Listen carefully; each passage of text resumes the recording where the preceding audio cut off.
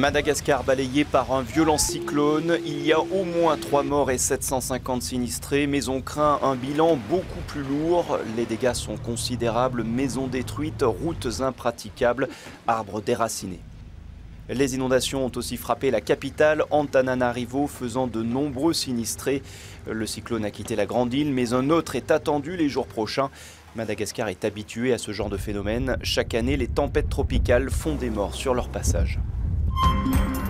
En Syrie, le régime de Damas semble lâcher du lest. Il dit en tout cas vouloir la démocratie. La télévision officielle annonce la fin du parti unique, le parti Baas, au pouvoir depuis 50 ans.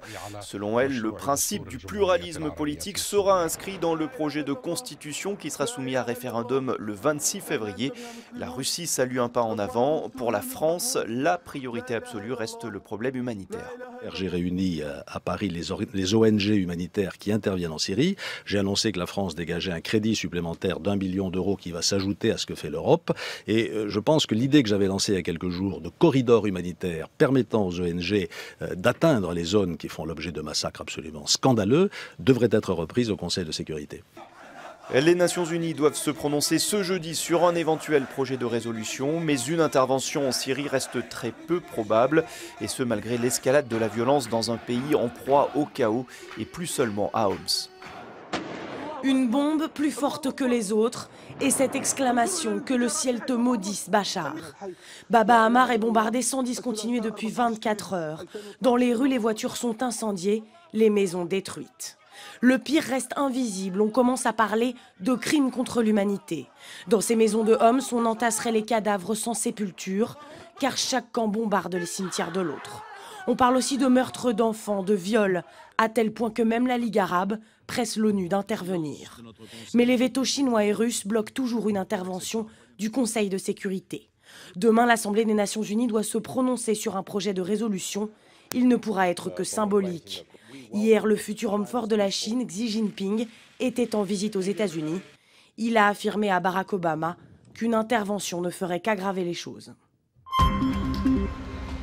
Les attentats de Bangkok font monter la pression entre Israël et l'Iran. Le premier accuse le second de terrorisme, accusation renforcée par l'arrestation de 3 Iraniens soupçonnés d'être impliqués dans les attaques survenues dans ce quartier résidentiel de Bangkok. L'un d'eux a été arrêté en Malaisie, les 2 autres sont déjà poursuivis en Thaïlande, officiellement pour tentative de meurtre sur officier de police. Mais il pourrait en fait s'agir d'un complot visant des diplomates israéliens. Téhéran dément fermement ces accusations de terrorisme. La question du revenu des grands patrons français risque de s'inviter dans le débat de la présidentielle. En 2010, leur rémunération a bondi de 34% contre 2% pour le salaire moyen des Français. À croire que ni eux ni leurs entreprises ne connaissent la crise. De quoi créer la polémique et relancer l'idée d'un plafonnement des rémunérations. En 2010, Jean-Paul Agon, le numéro 1 de L'Oréal, était le patron le mieux payé de France, avec une rémunération totale de 10,7 millions d'euros, devant les dirigeants d'LVMH et Renault, qui arrivent ex aequo. Bernard Arnault et Carlos Ghosn ont empoché 9,7 millions d'euros.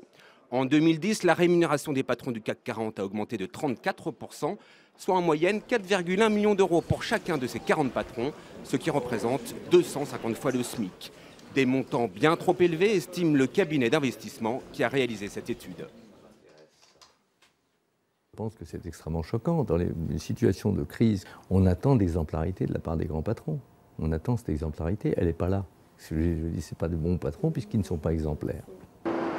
Pour le patron de L'Oréal, sur les 11 millions qui lui sont attribués, les 2 tiers sont, dit-il, des actions et des stocks options, donc virtuels.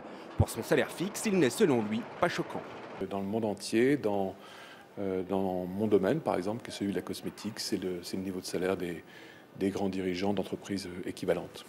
Et ce matin, un autre grand patron, celui de PSA Peugeot Citroën, annonçait ses résultats 2011 en baisse, loin des bons scores de 2010 qui lui avaient assuré une confortable rémunération. L'année 2010 avait été une bonne année.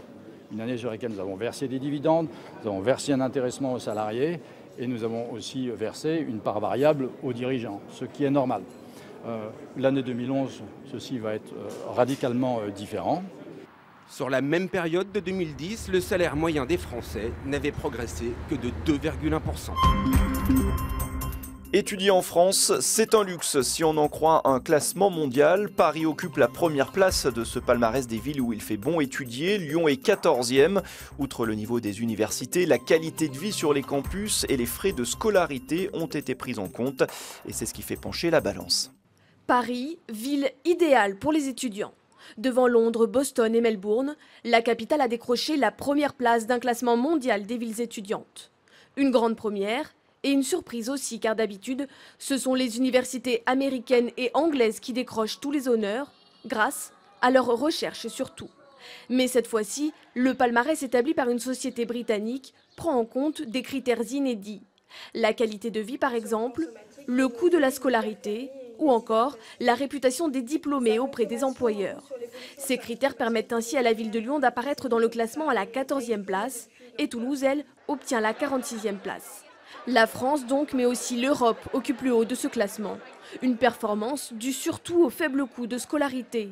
Dans l'Union européenne, l'inscription coûte en moyenne 760 € par an, contre 23 000 € aux États-Unis. Et puis voilà une idée de mariage original, ça se passe en Jamaïque. 9 couples ont choisi de se dire oui dans le plus simple appareil. Venus des États-Unis et du Canada, les tourtereaux de toute génération ont fait tomber le bas avant de s'asperger de crème solaire. Coup de cœur oui, coup de soleil non. I take you to be my wife. Take you to be my wife. Les nouveaux mariés ont pu directement enchaîner avec leur nuit de noces sur la plage.